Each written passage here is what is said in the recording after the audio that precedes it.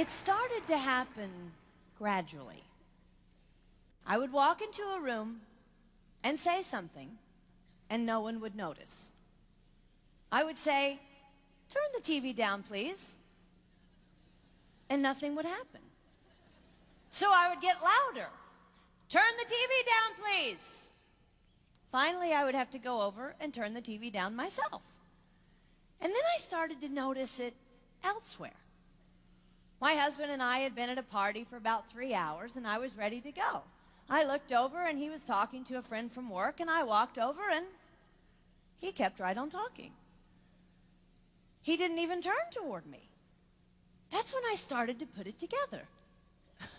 He can't see me. I'm invisible.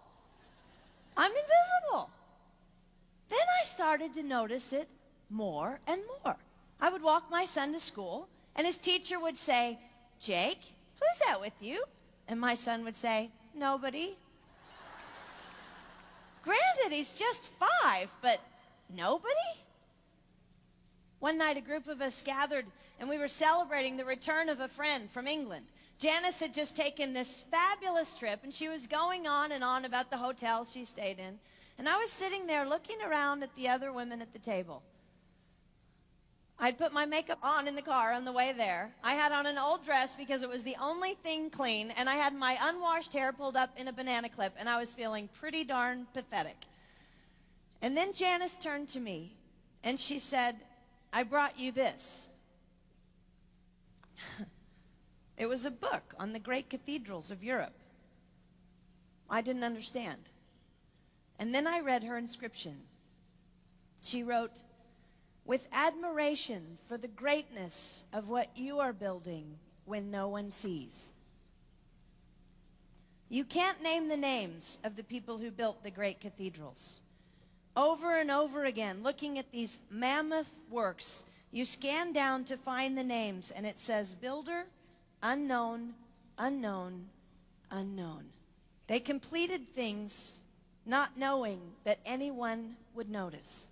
There's a story about one of the builders who was carving a tiny bird inside a beam that would be covered over by a roof. And someone came up to him and said, "Why are you spending so much time on something no one will ever see?" And it's reported that the builder replied, "Because God sees." They trusted that God saw everything.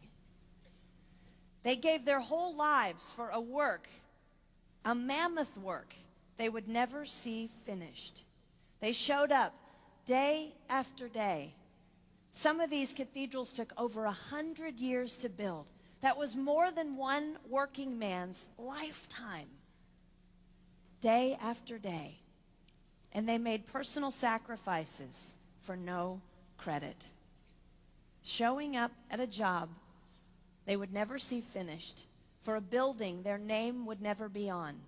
One writer even goes so far as to say no great cathedrals will ever be built again because so few people are willing to sacrifice to that degree.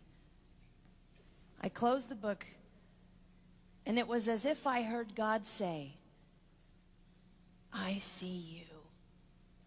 You are not invisible to me. No sacrifice is too small for me to notice. I see every cupcake baked, every sequin sewn on, and I smile over every one. I see every tear of disappointment when things don't go the way you want them to go. But remember, you are building a great cathedral. It will not be finished in your lifetime, and sadly, you will never get to live there. But if you build it well, I will." At times, my invisibility has felt like an affliction to me. But it is not a disease that is erasing my life. It is the cure for the disease of self-centeredness. It is the antidote to my own pride. It's okay that they don't see.